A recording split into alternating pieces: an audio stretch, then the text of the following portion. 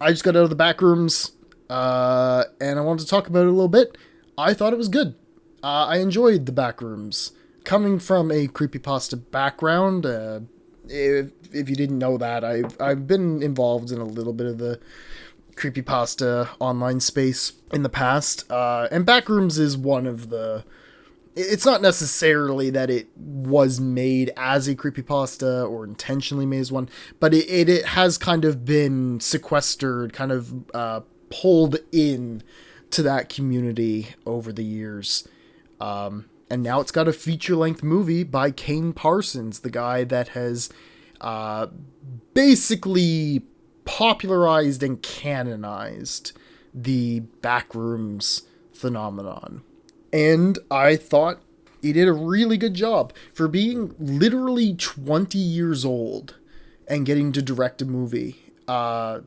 Is already amazing enough. And it shows in this film that there's a reason they're letting a 20-year-old direct. He does a fantastic job with it. The whole movie is very, very slow, I think. I feel that the opening is really good at taking its time to establish the characters and putting them in like their places, and then when it wants to start doing the weird backroom shit, the rest of the movie from there is just very, very atmospheric. That's like the big word I think I would use to describe this. With Obsession, it was uncomfortable. For Backrooms, it is atmospheric. And I think that is the correct direction you want to take with the Backrooms, after all. The set design is phenomenal. It looks really, really good. It's super weird and funky. Like my brain was mental mapping or trying to mental map it at some points, and I was able to succeed in some places and others.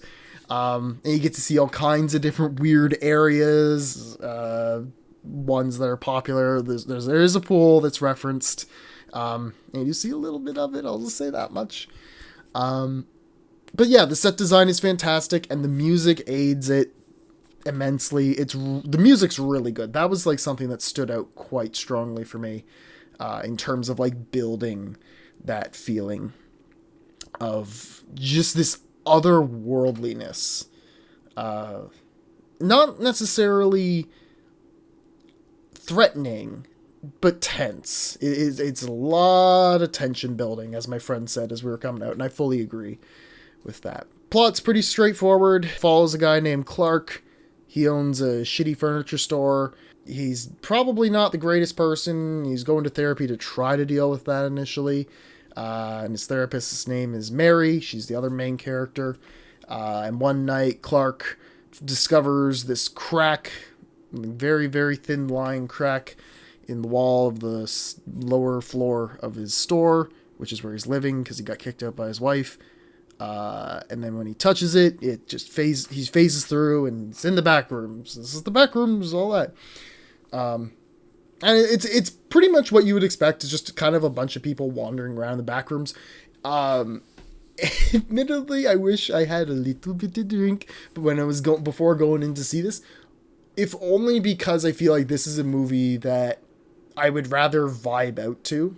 It is super, again, I already said it a million times, but it is very rich in atmosphere. That's kind of like its whole gimmick. And so just to be able to sit there and just like half focus on it, if you get what I'm saying, would be lovely, I imagine. But it was really, really nice to experience. Again, it really takes its time. It's methodical of going through everything. If the reason I'm kind of repeating myself a lot is because there's not a lot I can really say, because there's not a crazy amount that happens in the plot. And again, that's fine. It doesn't have to be a super story-centric horror movie, because it's just, it's all about the mood, about the tone, right?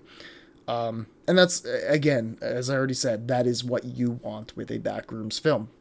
I think the characters are established really well.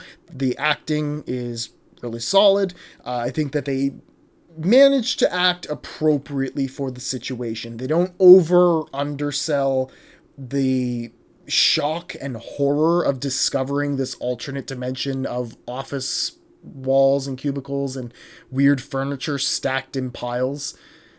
Everything feels very appropriate, so they all sold it really well. There are a couple sections of the movie, just not very many, but just a couple. I think it was literally just two, so the definition of a couple. But where you get the like 3x4 VHS footage. Those parts are probably the strongest sections of the film, which makes sense considering that is what Kane Parsons is known for. That's his bread and butter. That's his whole YouTube channel. And they work really well. I think they're very, very solid. That's not to say, though, that the other parts are bad or just straight up worse in that sense. There's a scientist group. If you've seen anything Backrooms related, this isn't a spoiler. It's like literally the first scene in the movie. But if you've seen anything Backrooms, you've probably seen like people with hazmats. Hell, if you've seen any of the advertising, you've seen people with hazmats drawing duct tape doorways on walls. In random places.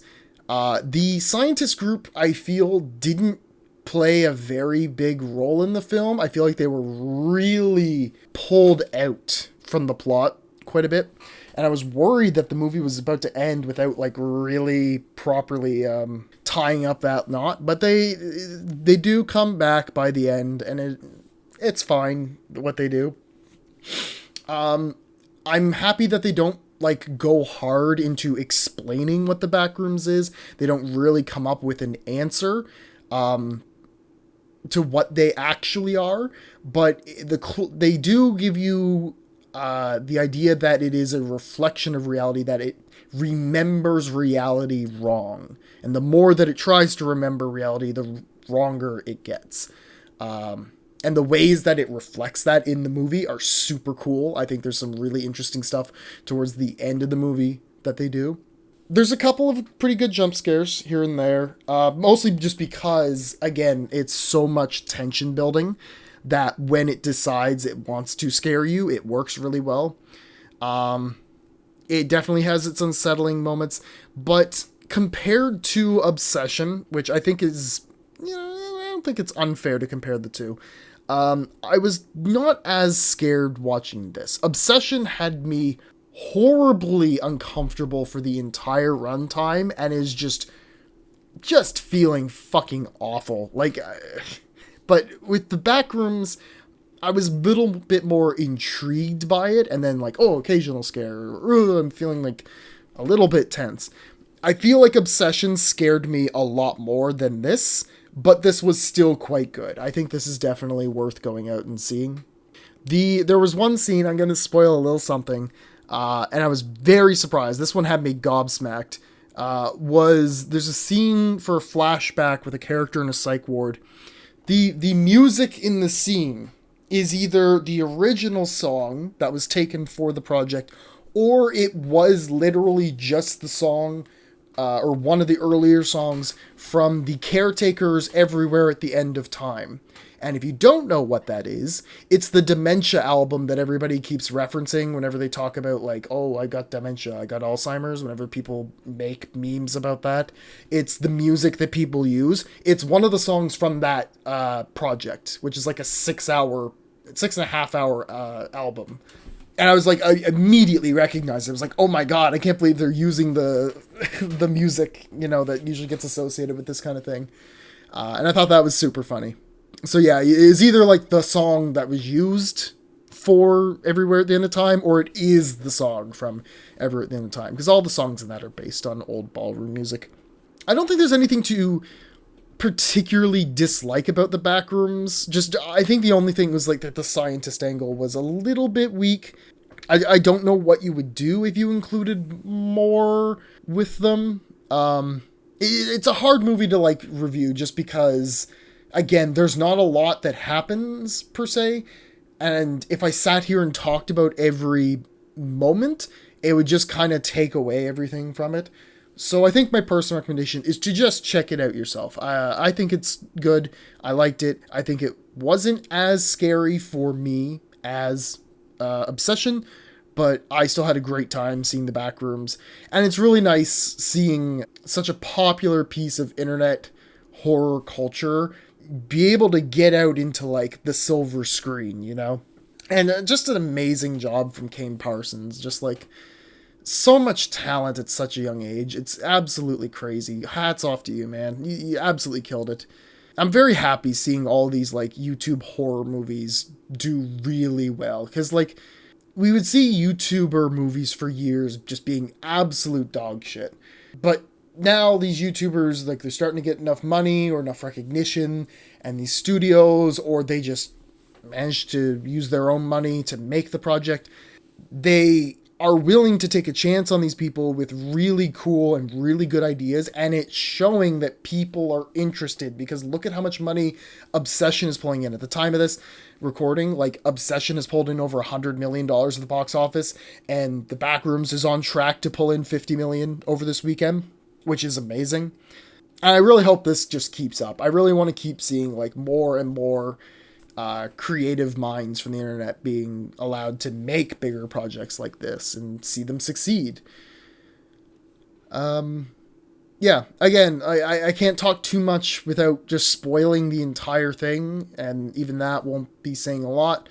Good runtime, sets are awesome, the music is a vibe, the acting's really solid, plot's just fine, it's completely serviceable to the movie. I think some of the themes are kind of cool. Yeah, that's pretty much about it. I will try to make something other than a movie review sooner than later. I'll try to get something out. Thank you, as always, for watching, and I will see you soon.